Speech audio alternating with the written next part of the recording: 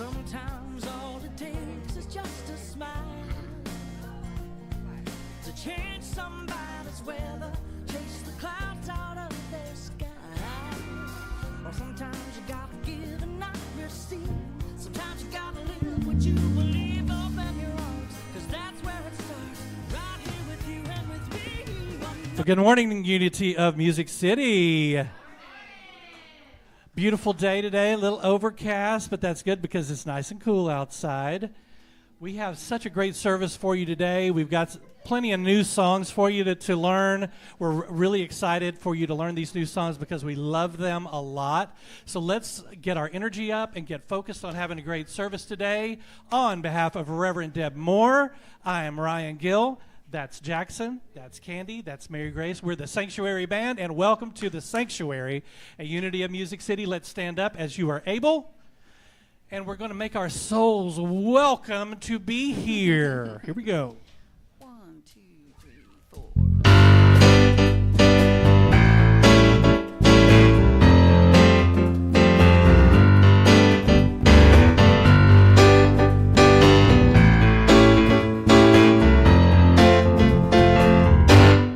I'm in the right place at the right time. I am just where I'm supposed to be. I'm in the right place at the right time, and my soul is flying free. I'm in the right place at the right time. I am just what I'm supposed to be. I'm in the right place at the right time. I can be just what I'm meant to be. Oh, my soul is welcome here. Oh, my soul is welcome here. I am getting the message loud and clear. My soul is welcome here.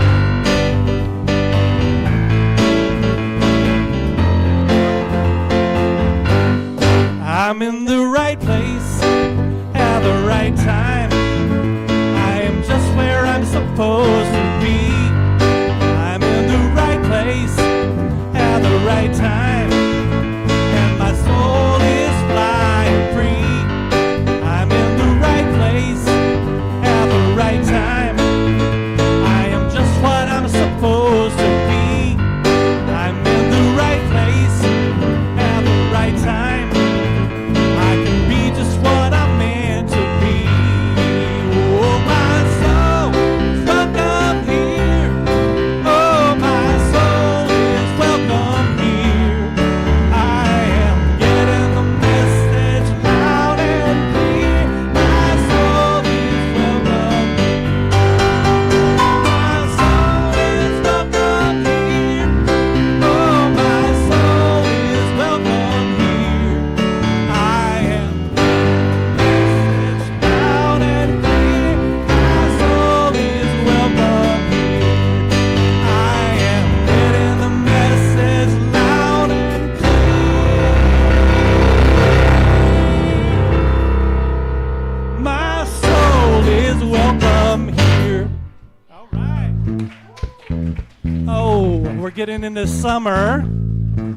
Let's get a little island flavor going. Oh, can we sway? Here we go.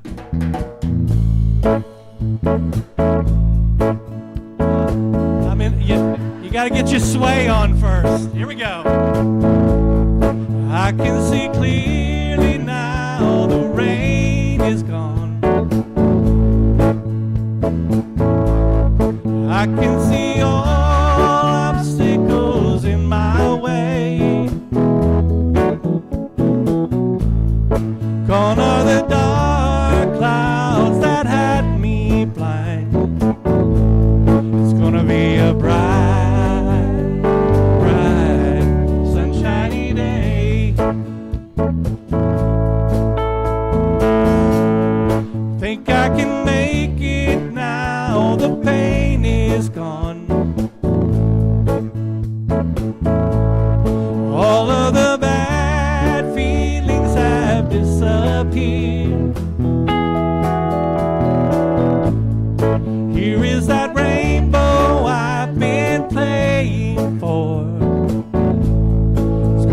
be a bright, sunshiny day. Say it again. It's gonna be a bright, bright, sunshiny day. Here we go. Look all around, there's nothing but blue skies. Look straight ahead, there's nothing but blue skies. I think I can make it now, the pain is gone. Y'all sound good. All of the bad feelings have disappeared. Here is that rainbow I've been praying for.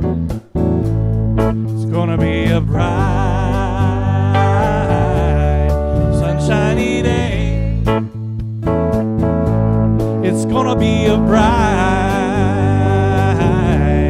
sunshiny day. Look all around, there's nothing but blue skies. Look straight ahead, there's nothing but blue skies. I can see clearly now, the rain's gone. I can see all obstacles in my way. Gone are the dark clouds that had me blind. It's gonna be a bright, bright, sunshiny day. It's gonna be a bright, bright, sunshiny day. It's gonna be a bright, bright, sunshiny day. There we go. All right, please be seated. All right. Before the youth leave, we want to give them a special blessing as they go out and have some fun and learn something. Let's say it together. Youth of Unity of Music City, we see you, we love you, and we bless you. You're a shining star for all to see what your lives can truly be.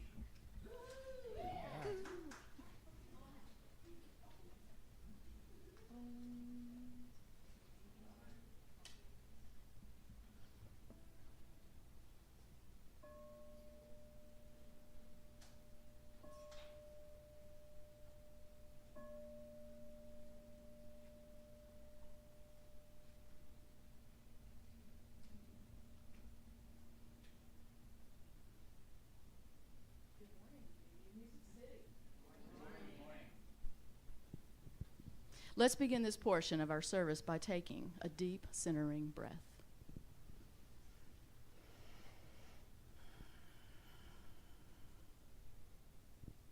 Today's centering statement is, every action has a reaction, and every cause has an effect. Is this the one you have? That's the one I have, actually. No. That's me. Okay. Oops. But I like that one too. Could use two, right? We're okay with two centering statements always. Yeah. What is it called? Contributing to the flow of good. Okay, what's the first? Open, receiving, all good. They're all good, Ryan. They're all good.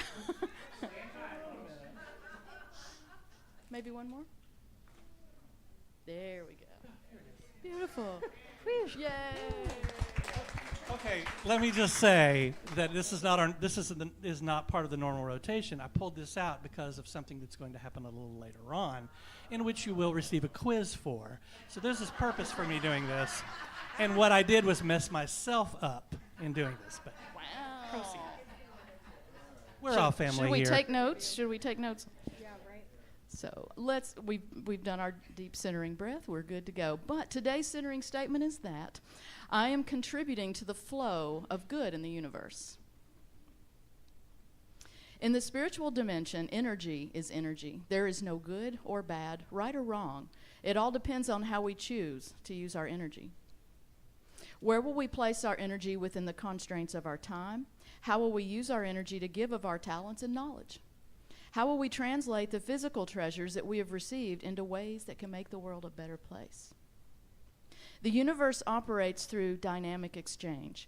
The energies of giving and receiving operate within all of us and are different aspects of the flow of energy in the universe.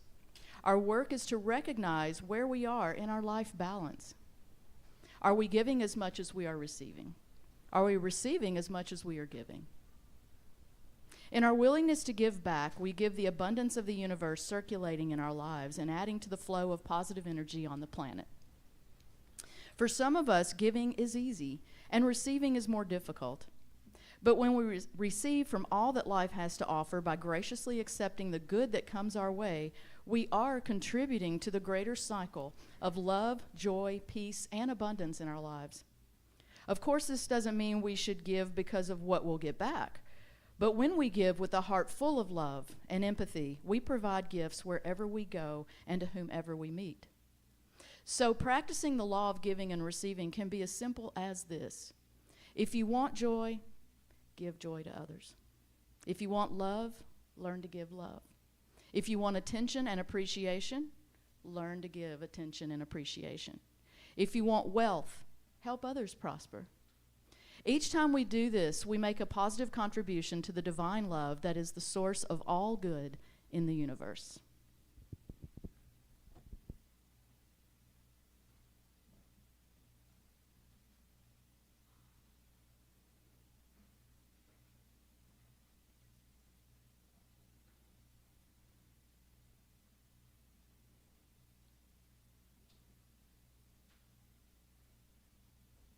And now if you'll please repeat these statements, affirming statements after me. I am open to receive all of the good that the universe has for me. I am open to receive all of the good that the universe has for me. I have an incredible capacity for living, loving, and giving. I have an incredible capacity for living, loving, and giving. I am grateful for the opportunity to give back from the abundance that I have received. I am grateful for the opportunity to give back from the abundance that I have received. And so it is. Welcome, everyone to Unity of Music City.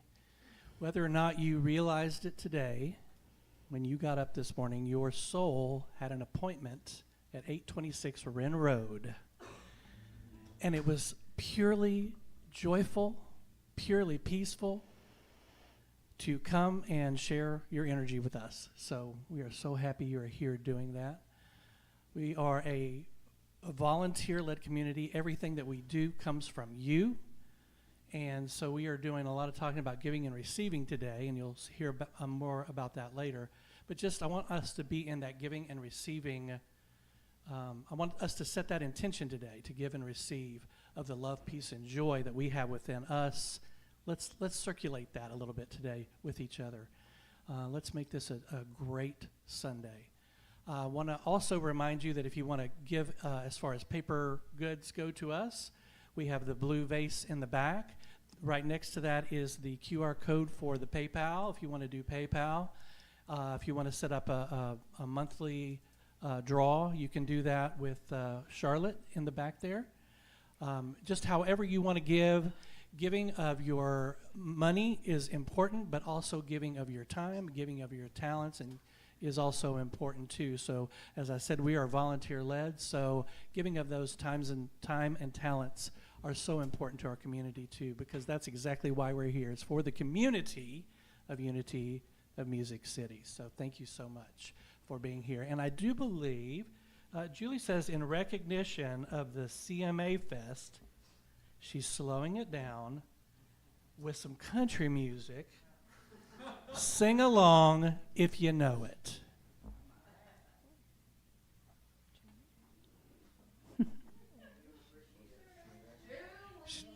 Is she in the green room with a costume change? Oh, is she costume changing? Green. Oh, there she is.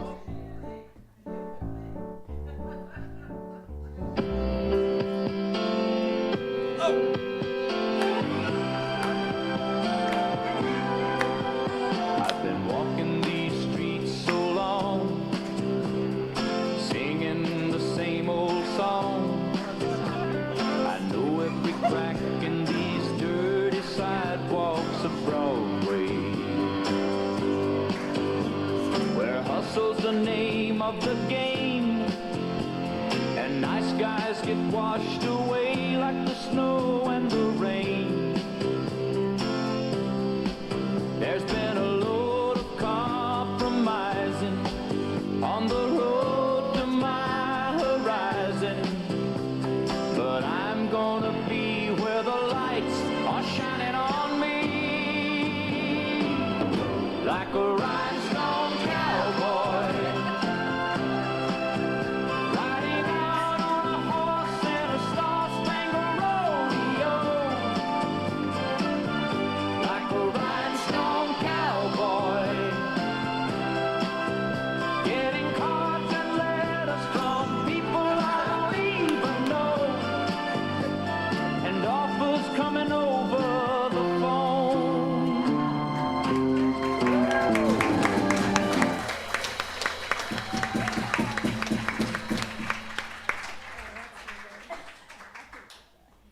Okay, you got your cardio for today. Until I love cracking myself up on a daily basis. It's all good. It's all good. I had to pull a little country in here today, and it felt all right.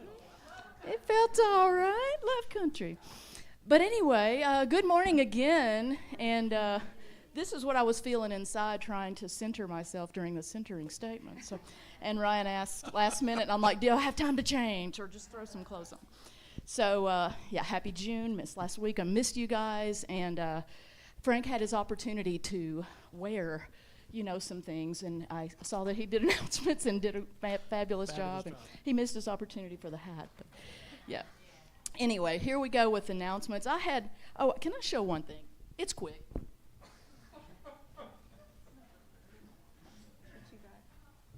Even my detergent is happy. I mean, come on. Cheer. I brought y'all some cheer today, so.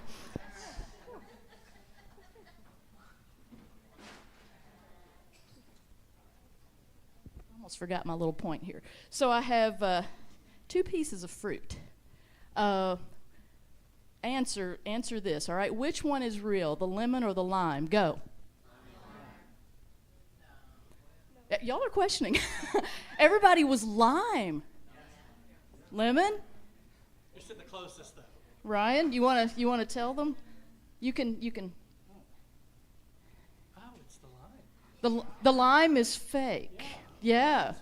So anyway, when you just thinking, when things come about and pride, you have your network of friends and they stay true, and that's a really good thing. So I just I don't know. I was in Michael's and found some fake limes, and I thought I could make a point with that, but. And then on the other hand, you have the lemon that once you start to, you can go the other direction. So once you start, if you see something that looks real, and you're like, yeah, that's authentic, that's real. And then you start putting some pressure on it, and like, okay. And then you have the lemon, you start putting pressure on that, and you can see that you start slicing it or you start putting pressure, you're like, okay, that's the reality coming through. So you can look at it either way. And I just thought that was I always see as a former teacher, I see those points. So, and I'll collect these at the end of the announcements.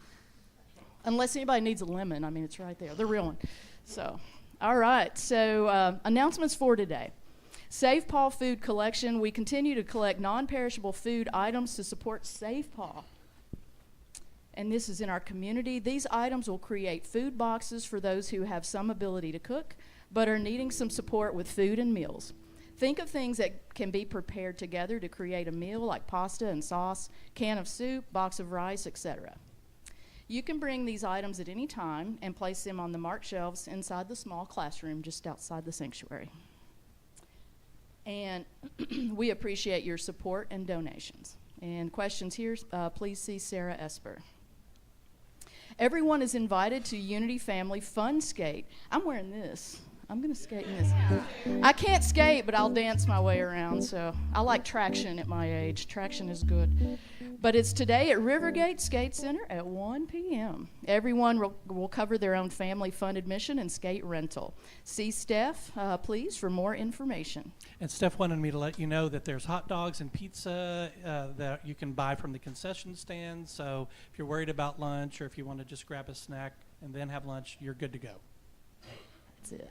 I will only skate if they play Gloria Gaynor's I Will Survive. They might That's take it. requests. Okay, thank you. All right. And Dancing Queen, that's got to be in there too. All right. Move, Groove, and Meditate. Join Steph and Deborah for Move, Groove, and Meditate Thursday, June 20th from 6:30 to 7:30 p.m. Connect with your soul through an uplifting meditation, then let the energy flow with smooth grooving dance fitness and gentle yoga. Beautiful picture. Full Moon Gathering, Friday, June 21st at 7 p.m. Join us here around the fire for the Strawberry Moon. Potluck Meal, Sunday, June 23rd, following the service and before the LC meeting. Everyone is invited. Please bring a dish to share. LC is leadership. Leadership Council meeting, LC. It's abbreviated, and I'll just go with it. I like that. ASAP. Share the gift of your talent with our community in July. We are planning a coffee house and art show on Friday, June 12th at 7 p.m. July 12 at 7 p.m. The evening will be a potluck with art showing in the lobby and performances on the stage. Discuss your plans with Ryan, right here, Ryan Gill, the one and only, and also the one and only Valerie Dennison. Let us know what you would like to share. Deadline for sign-ups and art submissions is July the 8th. So all of these activity or meeting links and contact numbers can be found on the website, the weekly happenings, the Google Calendar, or y'all know what you can do. You can always email the church. So there you go. Thank you so much. You guys have a dynamic week, and happy June, happy Pride. You guys are sounding fantastic today. The song choices are fabulous. Yeah, So more to go, too. You ready to sing? All right. Let's learn a new song today because today is a new monthly mantra. And we are in the spirit of giving and receiving. That's kind of the theme of what we're talking about this month. We're going to do a new song called Who's Giving What to Whom, and I'd like to dedicate this to Reverend Deb because it is correct English. Right. So that you know it and you can jump right in, I'm going to teach you the first two lines of the chorus. That's really all you need to know at first. It's this. When we give, this is you. Who's giving what to who? When we receive. Who's giving what to who? Let's do it again. When we give. Who's giving what to whom? When we receive. Who's giving what to whom? One more time. When we give. Who's giving what to whom? When we receive. Who's giving what to You got it. All right. Let's rock. You stand as you're able. If you want to sit, you're good. Whatever you want to do is fine. Here we go. When we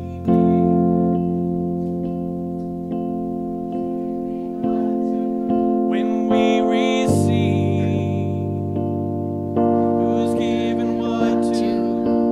When we give, know that God is all there is. So who's giving what to whom? When we give.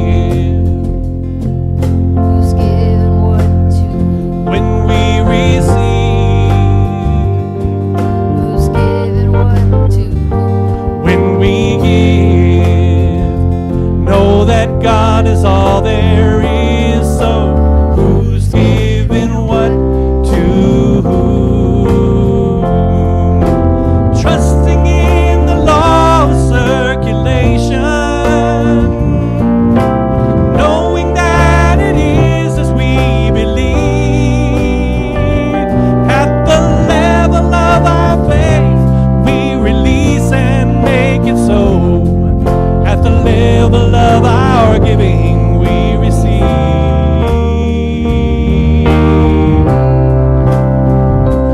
When I give, Who's given what to whom? when I receive, Who's given what to whom? when I give, I know that God is all there is. So who's giving what to whom? Trusting in the law of circulation, knowing that it is as we believe. At the level of our faith, we release and make it so. At the level of our giving, we receive.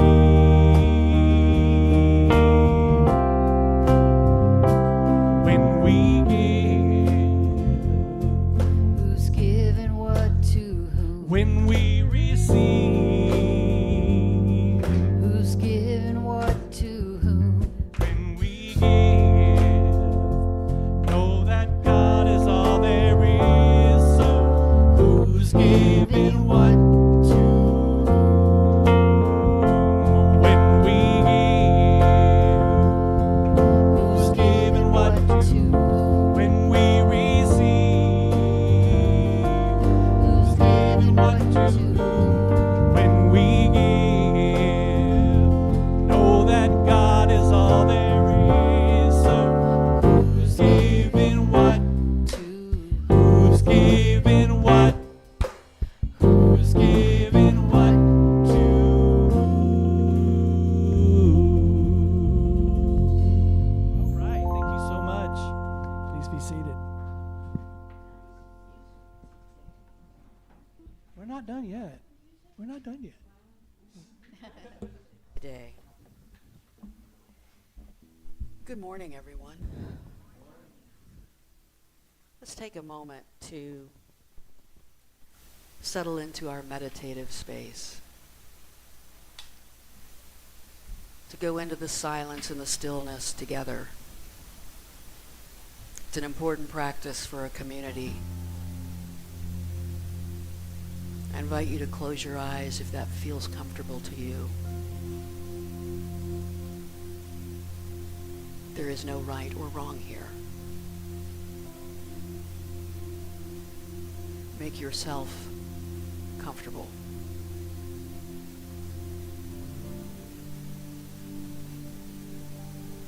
Do what is needed for your body to not be a distraction.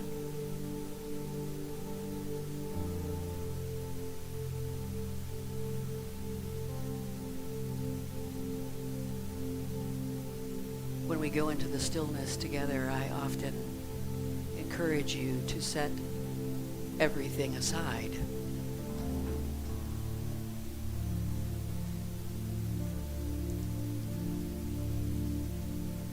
To leave everything that is not the true essence of your being outside the door.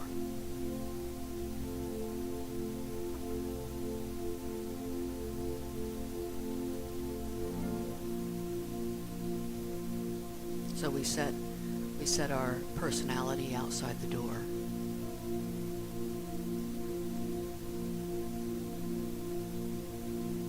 We set our skills, our job, our relationships, our thoughts, our beliefs, even our name. We set it outside the door, and sometimes we really believe we've been thorough.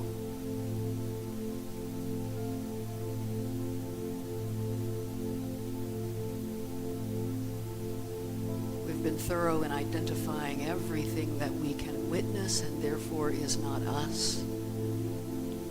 And we systematically set them outside the door of our heart so that we can commune we can be in oneness with Spirit in the space, the empty space of our being.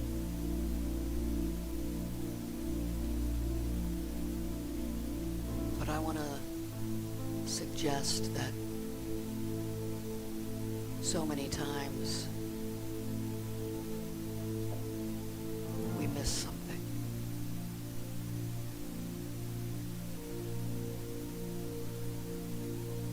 We allow something to stay because it's gotten really good at hiding.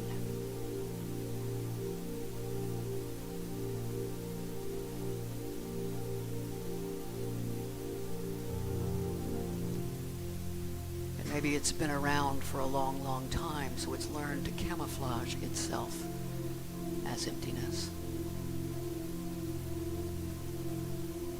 And most often, those things that stay around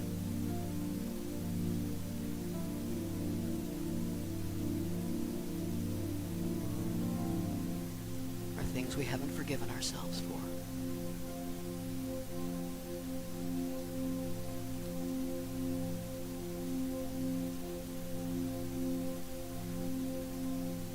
That one breakup that we wish we'd handled differently.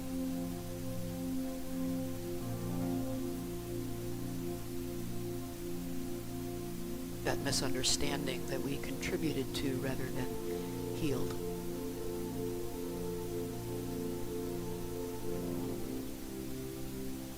That mess we made with gossip or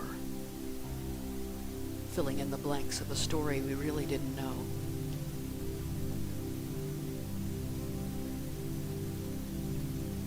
And chances are, as I've been speaking, something has come to your mind. So as we move into the silence, I invite you to set that too outside the door. To let it go. To finally let it go. In the stillness. In the silence.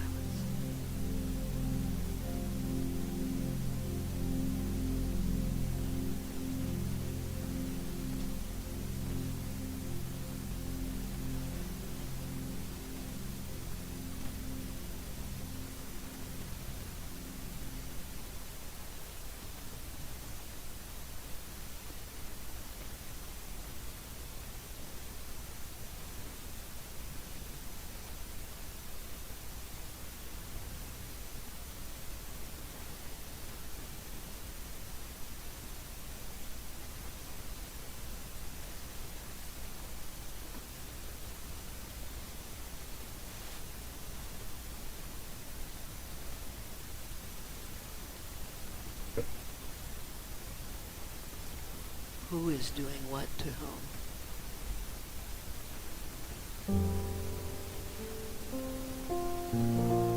When we let go of our past,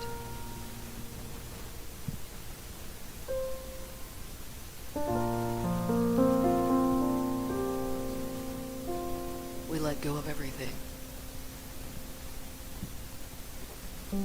When we forgive ourselves, we can forgive the world.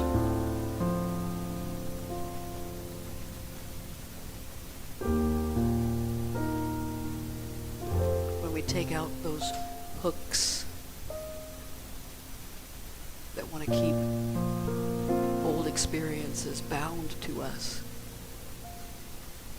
and thus keep us bound in them. When we release them, we experience freedom.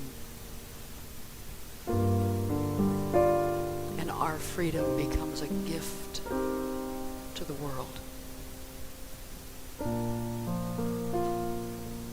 Thank you, Mother, Father, God. Thank you for allowing me to surrender everything to you. Every moment of my life. every action I have taken, every word I have spoken,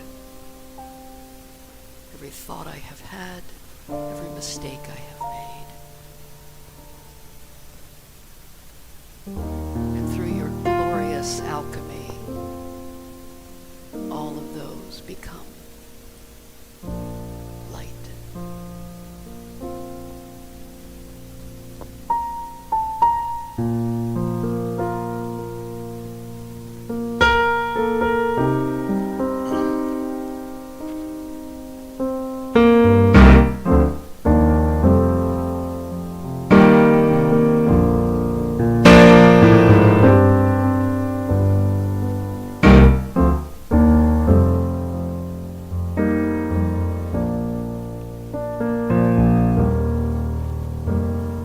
Tired of the guilt,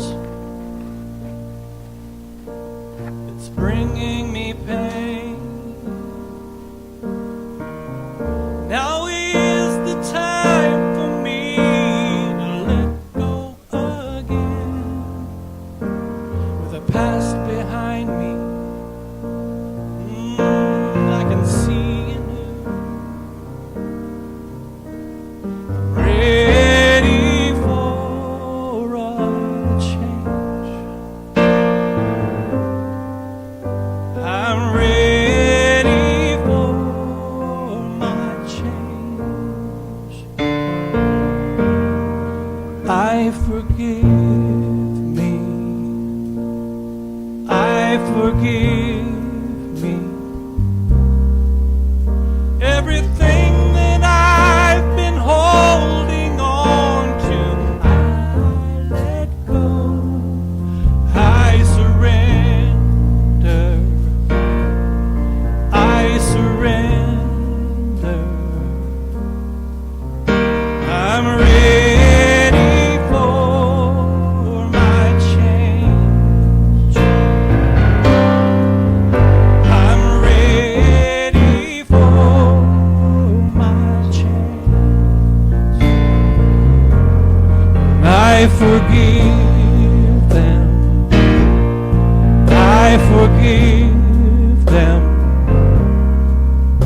Everything that I've been holding on to, I let go. I surrender. I surrender. I'm ready for my change. I'm ready for my change. I'll sing it.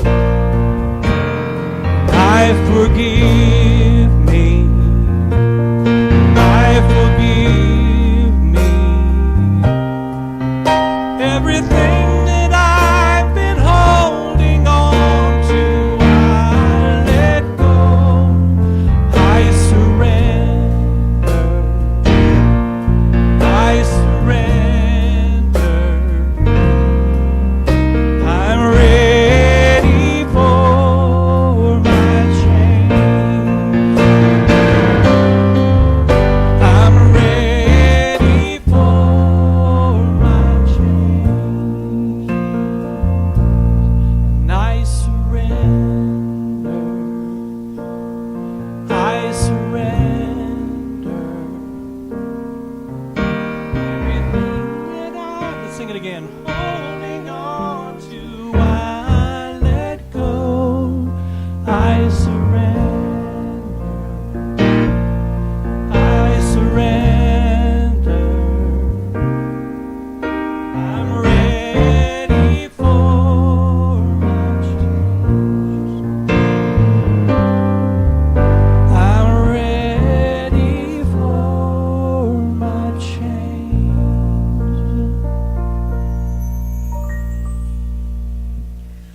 All right, if that was done right, somebody needs these. So just pass those around. When I was doing the Lord. arrangement of that, I was like, I really feel like we should sing that one more time at the end, just everybody. And then I was like, nah, let's not. And then, yes, we're supposed to do that. We need to just sing it like 37 more times and all go home. It's pretty much. That was gorgeous. That was beautiful. That was amazing. Oh, heaven forbid. Last week, we talked about nothing, right? We talked about nothingness. We talked about that practice of emptying ourselves of all attachments to make space for presence to move freely, to flow freely in our lives.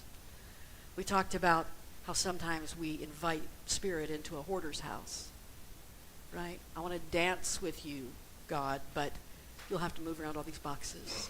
Can't let go of these, right?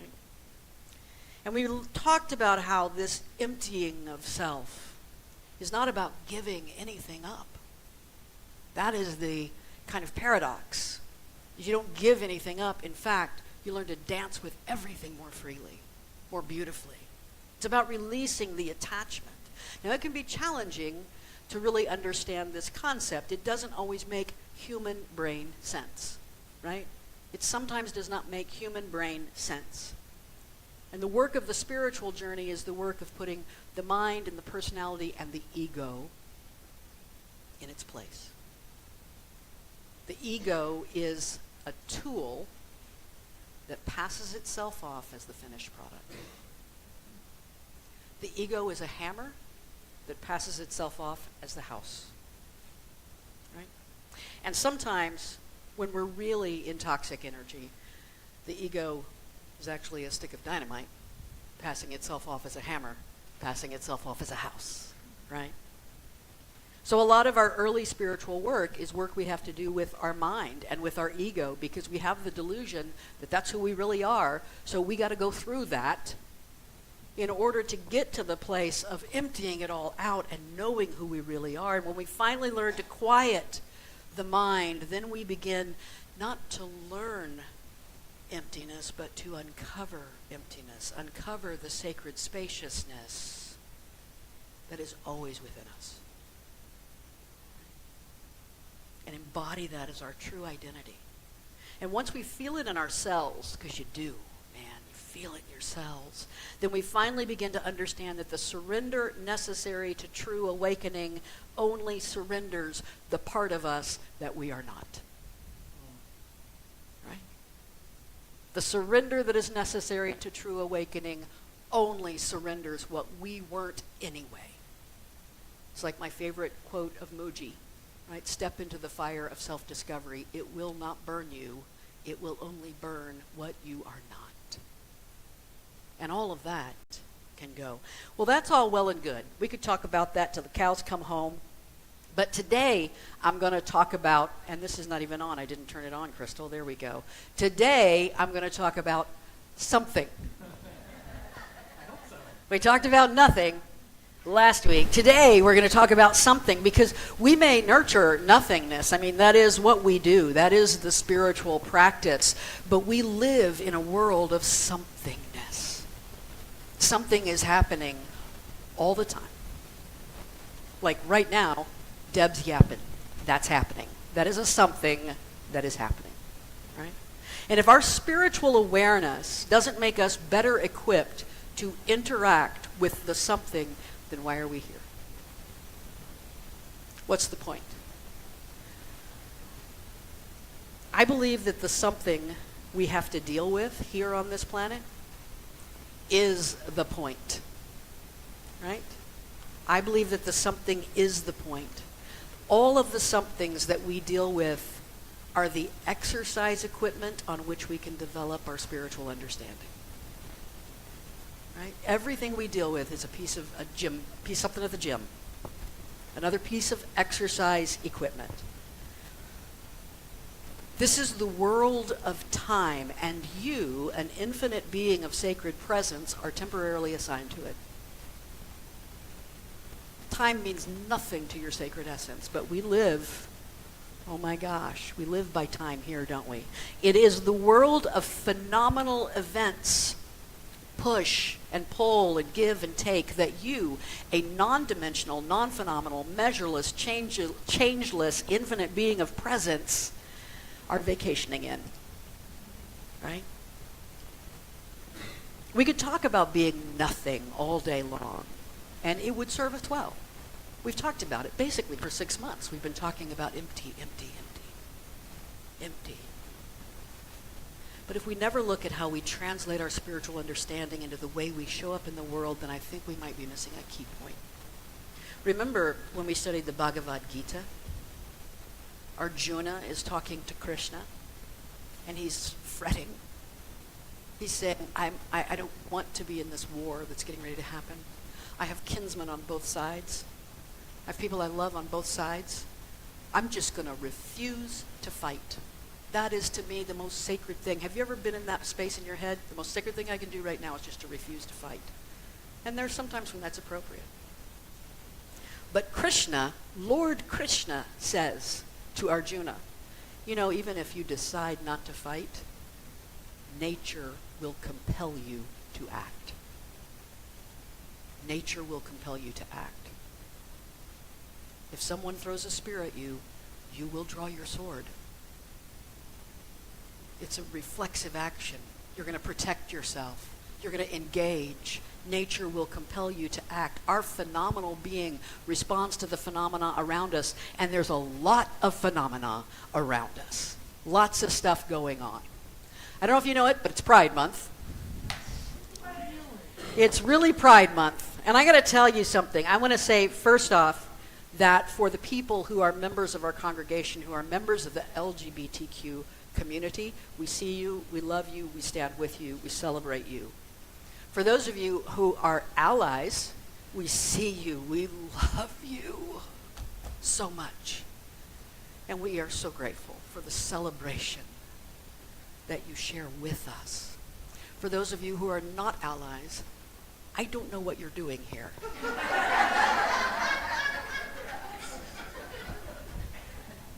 We will pray for you. I remember when I was a baby gay back in the 80s, the mid-80s, early 80s, and I remember having conversations with friends of mine about things like gay marriage and saying, I remember very clearly a friend of mine, her name was Laura, I remember it distinctly, she said, it'll never happen in my lifetime. Right? And that's the way we felt. That's the way we felt. Laura is still alive, by the way, and hallelujah, gay marriage as a national law, it's been around for a lot longer in certain states, but as a national law, I believe it's about 8 years old now, 9 years old now. Hallelujah, hallelujah. And you know what? Progress wants to keep progressing, but some want to stop it. Some folks want to stop it. They don't like, for some reason, celebrating other people is a problem for them. And I don't understand this. By the way, just for those of you who think I'm getting political, just sit tight. Just sit tight. We're fine. We're fine. Our 501c3 is fine right now, okay? It's in much better shape than a certain church out there in Mount Juliet. But at any rate, I didn't say, anyway, never mind. Here's the thing. I work for the governor. In my day job, teaching at Volunteer State Community College, there's the dean, the vice president, the chancellor of the TBR, and the governor.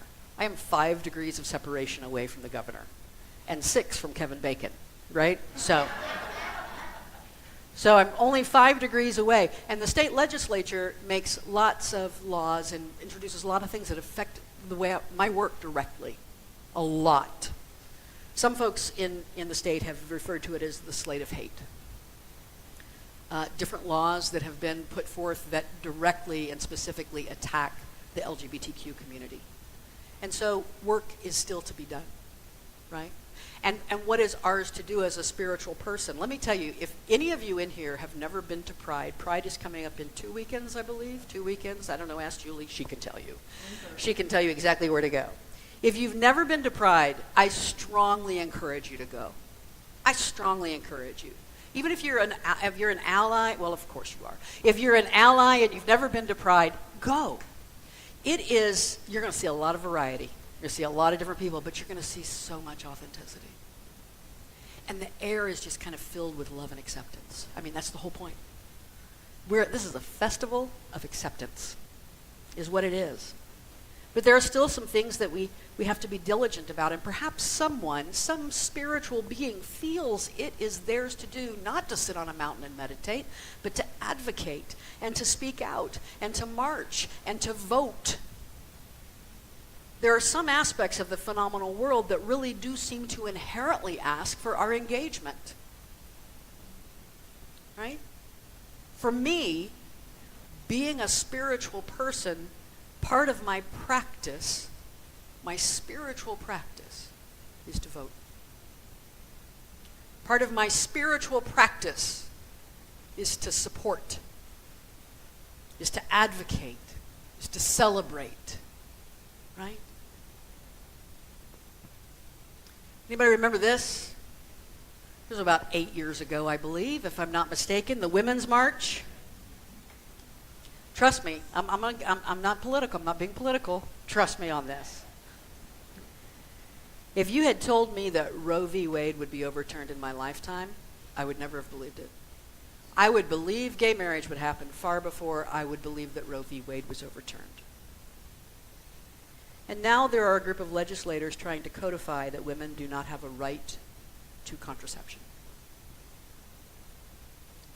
Now, I don't have time to go into the history of Margaret Sanger and Planned Parenthood and how many women's lives were saved by the ability to control and plan their family, by their ability to have some autonomy, some control in a misogynistic world that still said, you do whatever your husband asks you to do. Now, I am not being political. I'm not. You might think I am, but this is a spiritual practice for me. If there's one thing that Michael Singer teaches us in the surrender experiment, it's that there's no spiritual and business. There's no spiritual and political. There's no spiritual and interpersonal. It's all spiritual. All the energies what is surging? That's the word I'm looking for. Surging through our world today. They're all spiritual energies. Right? And because women are children of God, then for me, women's rights are human rights. How women are treated in our society is a spiritual issue. How children are treated in our society is a spiritual issue. How black and brown people are treated in our society is a spiritual issue. How immigrants are treated in our society is a spiritual issue. How transgender people are treated in our society is a spiritual issue. What would Jesus do? The Jesus I know would be at Pride in 2 weeks. He'd be standing right next to the woman, say it with a shirt that says "Free Mom Hugs."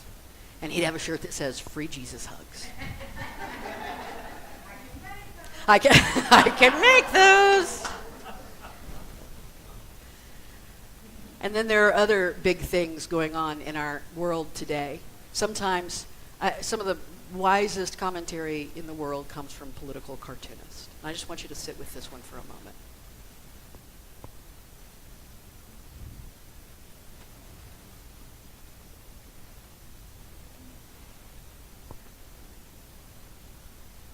Then there's war. And there are war crimes, which often seems like a redundancy to me. War and crime. One side lashes out at another, and guess what, Arjuna? The other one's going to fight back. They're going to be compelled by their nature to respond. And that's the energy we live in. And still, it is futile and barbaric and a violation of all that is holy. What is done to the innocent and the children and all that kind of stuff. I'm getting to the spiritual part in a minute, by the way, for those of you who are like, what the hell did I walk into today? This is a map. It's a world map on a Wikipedia page titled List of Ongoing Armed Conflicts. The darkest color, that dark maroon color, is where there is what they consider to be major wars with 10,000 or more deaths in the current or previous year. So, of course, we have Ukraine up there. We have Myanmar over there to the right of India. They've got a terrible situation that we never hear about because we get to live kind of separate from it over here. The Sudanese civil war, those kinds of things going on. The bright red are wars with 1,000 to 9,999 deaths in a year. And it's interesting to see that Mexico is that. That's what they call the cartel wars, right? The great drug wars. Orange are the minor conflicts with 100 to 999 deaths a year, and the light yellow are skirmishes and clashes with 1 to 99 deaths a year. It's interesting to look at that map and see all the things it could possibly tell us about our world. Why am I showing this? Because there is a lot of something going on in the world. And how we show up for it is the great spiritual question of our time. In fact, I think spiritual teachers and centers have sometimes gotten grief over, and maybe rightly so, not caring enough. Like, let's just stay focused on ourselves and get it. And that's good. We need to do that for a while. We need to get focused on our own center. We need to get this right so that we can put that energy out into the world. And if we go off and try to fight it without getting this right, we got a little problem. An activist might look at a spiritual person sitting in a lotus position, clearing the mind and saying, why are you sitting there? There's work to be done. The world's on fire. How can you only care about yourself? And I think it's a question worth asking. 2 years ago, we spent some time studying this book right here. It's Valerie Kaur's See No Stranger, a memoir and manifesto of revolutionary love. And I again, just this week, recommended it to someone as, to me, one of the best books I know for understanding how to show up as a spiritual person in a world that feels like it's falling apart. She's got another book coming out in September called Sage Warrior. And I'm already on the wait list for it, all right? So just get ready. We're going to be talking about it, all right? But Valerie Kaur has her Revolutionary Love Compass, and she talks about how one of the ways we show up differently, how we imagine a completely different world, is we show up as with love for others, with love for our opponents, with love for ourselves. And I spent like 9 weeks on this, so I'm just going to skim across the top of it right here. But know that when we're talking about showing love to others, that's the see no stranger part, and it starts in wonder, in the inside there. Because the opposite of judgment is curiosity. The opposite of I judge you is tell me about you, right? I wonder about your life. I have interest. And then to sit in grief, to bear witness to each other's pain, even if the pain is not ours. To be able to sit and bear witness. And then to begin to fight. Now, that's not a word we hear in unity very often. It's not a word we hear in oneness. But Arjuna, nature will compel you.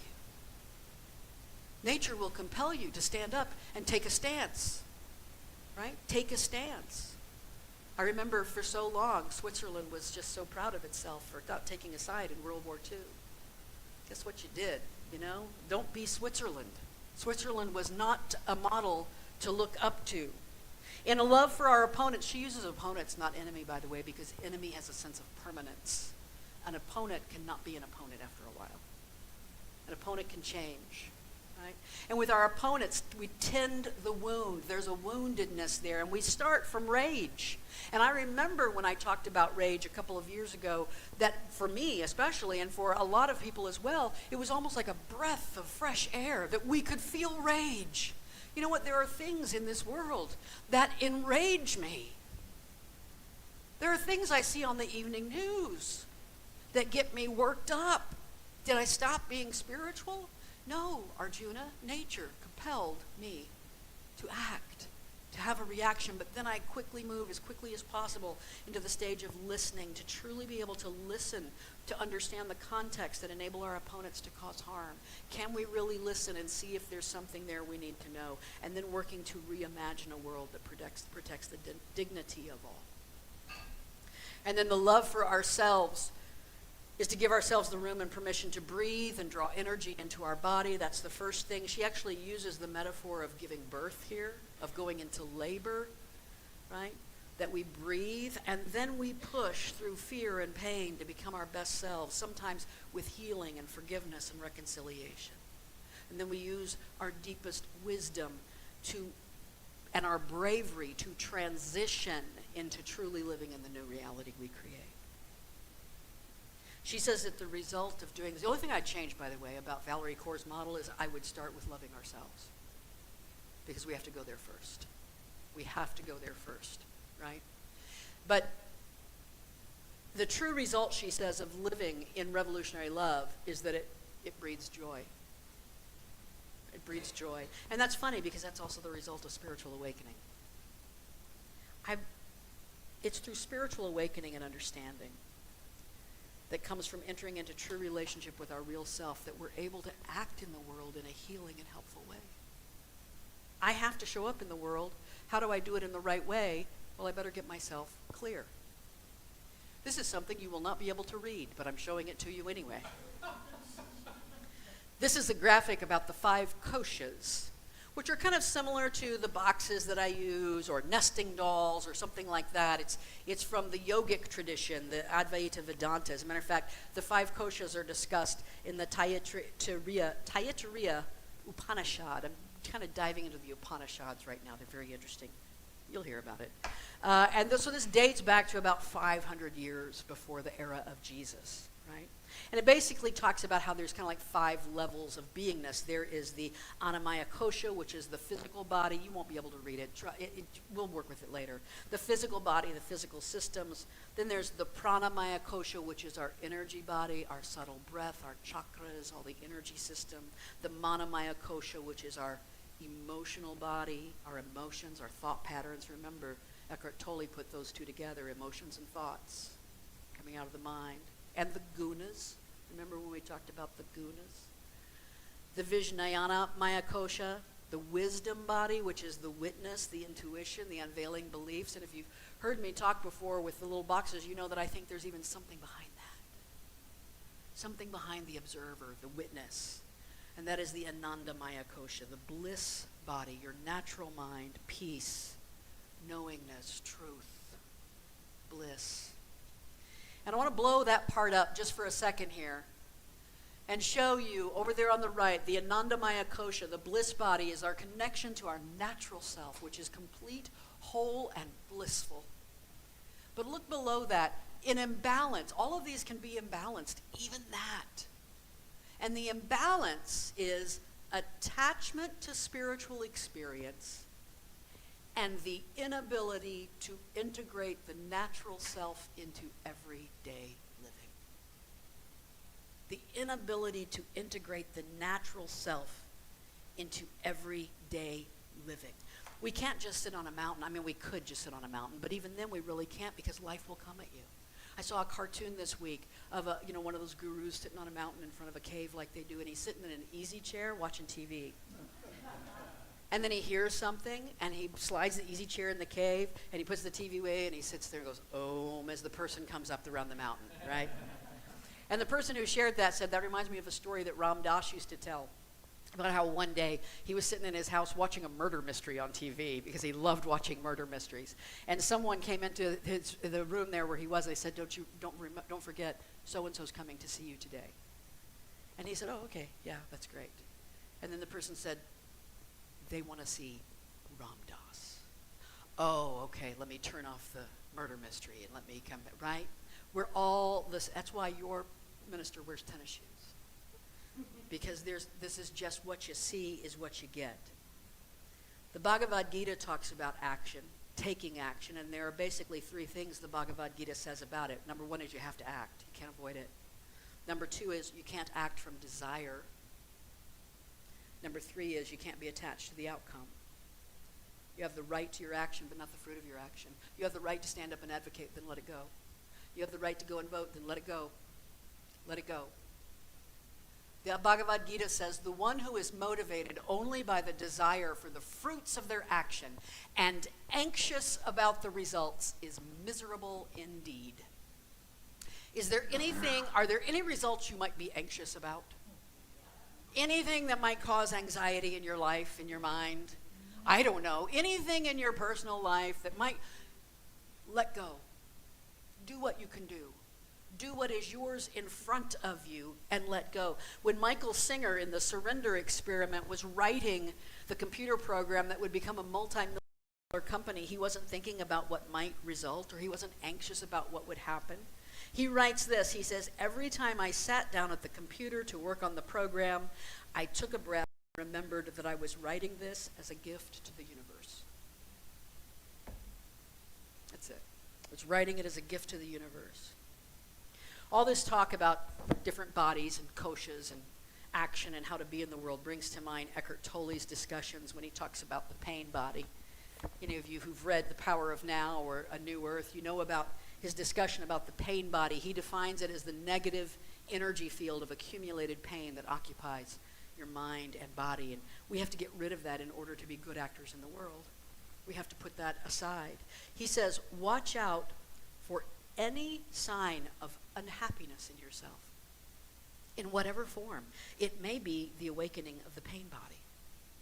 This can be take the form of irritation, impatience, a somber mood, a desire to hurt, anger, rage, depression, a need to have some drama in your relationship, and so on. I think about myself behind the wheel of a car, right? And I've gotten better at it over the years, but every now and then, the person in front of me, I just so happen to be behind the stupidest person on the planet. I don't know how that always happens, but it just so happens. And I realized years ago that the way I drive on the interstate didn't have anything to do with me. I mean, it had to do with everybody around me to a certain extent. In the sense, the way I mean that is this. If I was on an interstate and nobody was around me, I drove one particular way. But if suddenly there were cars around me, all of a sudden I had to get there much faster. And I realized that the way I drove on the interstate had more to do with my Aries need to be first. I don't care how fast the other cars are going, I want to be in the front of the pack. Right? Front of the pack. Exactly. And that was like, what's in your pain body that means, that tells you that if you're not first, something's wrong. Right? What are you carrying? The pain body wants to survive just like every other entity in existence, and it can only survive if it gets you to unconsciously identify with it. And if you're identifying with it, then you're outside of joy, because pain can only feed on other pain. Pain can't feed on joy. When pain is met with joy, pain gets turned into light. It gets turned into joy. The higher dimension of consciousness that can observe the pain body is what Tolle calls presence. I often use that word as well. And if I'm watching it, then I'm not it. And watching it is enough. That's what he says. Just watch it. People say, how do I get rid of the pain body? Just watch it. It doesn't like being exposed to the light, right? Listen to what Eckhart Tolle says here. Unconsciousness creates it. Consciousness transmutes it into itself. Everything is shown up by being exposed to light, and whatever is exposed to the light becomes light itself. Turn your pain into spiritual joy. That's what he's talking about. And he says, get the inside right, the outside will fall into place. Will all the wars end? Well, the ones inside of you will. What will end is your action that contributes to the creation of pain in the world. Your action will now be rooted in love. It means our action is clear. It becomes part of the solution. Remember what Michael Singer said about the practice of surrender. He says the practice of surrender is actually done in two very distinct steps. First, you let go of the personal reactions of like and dislike that form inside your mind and heart. You let those attachments go. You let those old pains go. You let those things you haven't forgiven yourself for go. And second, with the resultant sense of clarity, because now you see clearly, I can see clearly now, right? You simply look to see what is being asked of you by the situation unfolding in front of you. What is being asked of you? Let me just suggest that social media is a wonderful tool for information, but it doesn't really bring situations to you to unfold. And part of our collective insanity right now, I think, is that we have the whole world brought to our doorstep, and we're all asking, what do I have to do about this? What do I need to do about this? What do I need to do about this? How can I need to, if I do something, I can end the war in Palestine, right? If I do something, if I stand up, if I march, release, let it go. What is in front of you right now? What is brought to you right now? Release your attachments and then respond to what is being asked of you. Listen to this. This is the biggie. Accept. This is Eckhart Tolle. Accept reality. Accept the now moment. Then act. Whatever the present moment contains, accept it as if you had chosen it. Always work with it, not against it. Make it your friend and ally, not your enemy. This will miraculously transform your whole life. Accept the present moment as if you had chosen it. Accept living in the power of now. If your present now moment was on the battlefield in Palestine, you would, like Arjuna, fight. It would be your nature. If the present now moment was election day, then accept it as if you had chosen it and do your duty. And do you see how accepting it as if you had chosen it changes the energy from, I gotta go vote, to I get to vote today. I get to show up and do my duty today. And everything in our life becomes infused with that energy that we're bringing to it. Do you remember the movie Life is Beautiful with Roberto Benigni? Came out in 1997. He was an Italian Jewish man who he went to a concentration camp with his young son in a Nazi concentration camp, and to protect his young son from the horrors of the war, he turned it into a game. And this is a movie with so much joy in it. It's got a lot of sadness too, but it's got so much joy. It's based on a book by Rubino Romeo Salmani called "In the End, I Beat Hitler." Right? And I beat Hitler. And the whole idea there is about, now I'm not to say that you choose I'm not saying here that you choose your hard times. Some would say that, and that's okay. You might believe that, and that's okay. But I'm always going to step just this side of that, because I don't believe that 6 million Jews chose Hitler's gas ovens, and I don't think it helps one iota for me to look at someone in my congregation and say, oh, well, you chose this hard thing. Doesn't help you at all. Compassion helps. Saying, man, I've been there. I know what that feels like. That helps. I don't have every answer for life, but I know when I accept the present moment and do what it asks, surrender to what is asked of me, accept it as if I had chosen it, then I am transformed. And in really magical moments, the world around me is transformed too.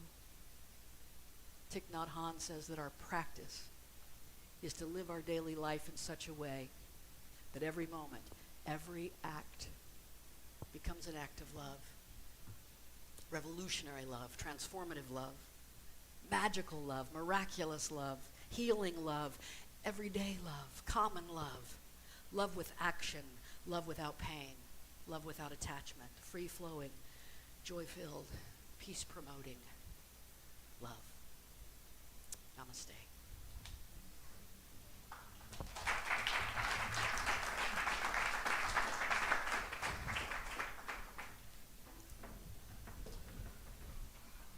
Thank you, Reverend Deb.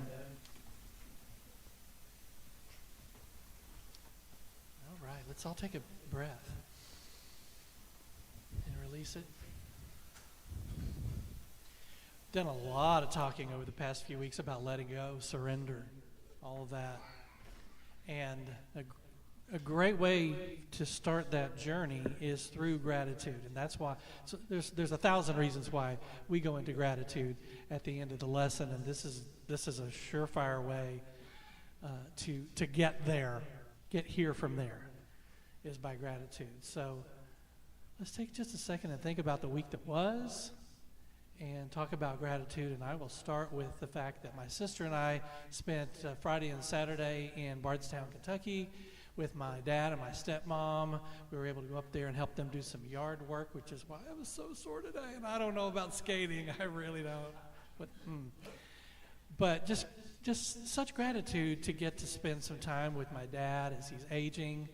I really go out of my way. Starting on his 70th birthday, I promised myself that I would go out of my way to spend every moment that I possibly could with him. You know, even if it's uncomfortable, even if it's awkward, even if he pisses me off. Gonna do it. I'm gonna be there for me with him, okay? Because this is the spending time away from him is not the way that I want to remember anything. I want to remember all of this. So a lot of gratitude about spending time sitting out on the back porch having a bourbon with my dad. What are you grateful for the week that was? Anything? Grateful opening night's finally coming. Opening night of Kedrick's first play is on its way. What else? Expected reunions and unexpected Expected and unexpected reunions. That's right. You never know, right? Anybody, anything else? What else?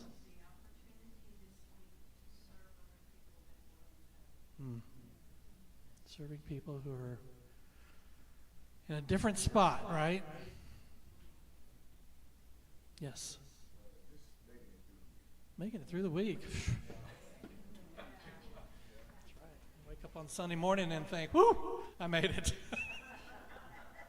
Yes. Resolution equals peace. Woo! Well, you're full of them today, aren't you? Let's think about that. Yes. The affirmation, I have ample time. I have ample time. I have all of the time to do what I need to do today. I think that's Charles Fillmore affirmation. I have all the time that I need to do everything that I need to do today. Our pool at our apartment. Grateful for the pool at the apartment. Yes. Yeah. So next time you're there, you can be like, I can see clearly now. That's right. Anybody? Yes, Susan. Oh, beautiful flowers. Man, our back porch looks great. Yes. Deborah. Oh, watching kids play t-ball. Oh. That's joy right there, right? It's the parents that are the problem in that, right? Not the kids. Anybody, anything else? Healing for my friend's son and anybody else that's Healing for anybody that needs it, especially those that are in your family. Yeah. Anybody, anything else? Let's sing about our gratitude. We're going to bring back I'm grateful.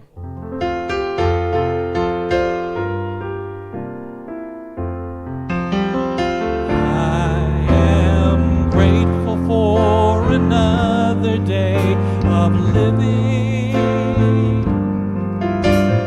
grateful for a new chance to forgive. I'm grateful to receive life's many blessings, and I'm grateful for the love I have to give. For another day of living, I'm grateful for a new chance to forgive. I'm grateful to receive life's many blessings, and I'm grateful for the love I have to give.